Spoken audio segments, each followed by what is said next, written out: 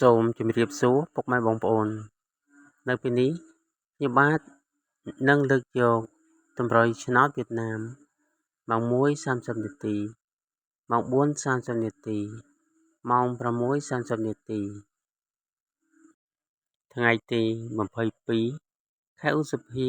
ឆ្នាំ2025ដើម្បីមកចែកជូនពុកម៉ែបងប្អូនមុននឹងជួបដល់តម្រុយឆ្នោតខ្ញុំបាទសូមលើកយកតម្រុយឆ្នោតដែលបានឲ្យកាលពីម្សិលមិញដើម្បីមកទៀងទាត់ជូនពុកម៉ែបងប្អូនសម្រាប់ម៉ោង 1:30 នាទីម៉ោង 4:30 នាទីហើយនិងម៉ោង 6:30 នាទីតម្រុយដែលបានឲ្យគឺមានលេខ05 54 26 49លេខអុកមាន2ខ្ទង់គឺអុកខ្ទង់0ហើយនិងអុកខ្ទង់40បន្តមកទៀតនេះ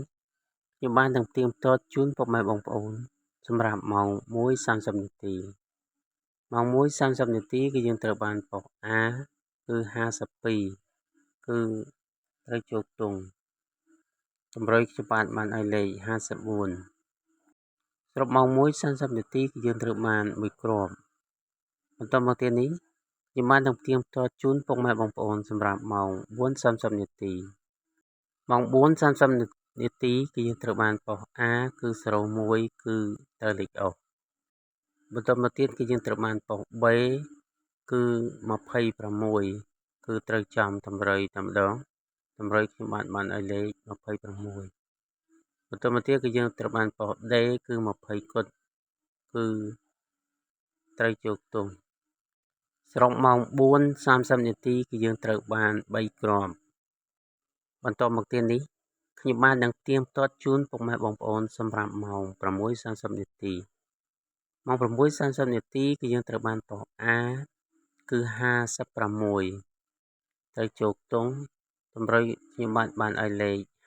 54បន្តមកទៀតគឺយើងត្រូវបានប៉ុស B គឺ01គឺត្រូវលេខអុកបន្តមកទៀតគឺយើងត្រូវបានប៉ុស D គឺ08គឺត្រូវលេខអុកសរុបម៉ោង 6:30 នាទីគឺយើងត្រូវបាន3គ្រាប់បន្តមកទៀតនេះខ្ញុំបាទនឹងលើកយកតម្រុយសម្រាប់ថ្ងៃទី22ខែឧសភា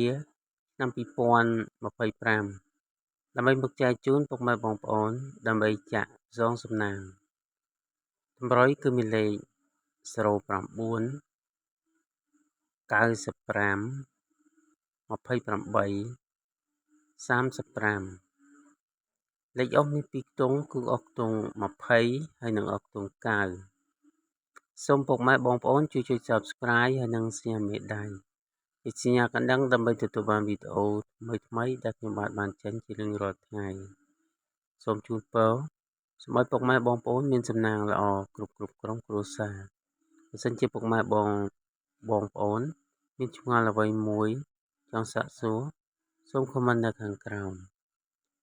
សូមអភ័យទោសចំពោះការខុសឆ្គងដោយអចេតនាណាមួយសូមអរគុណសូមជម្រាបលាជួបគ្នានៅវីដេអូក្រោយៗទៀត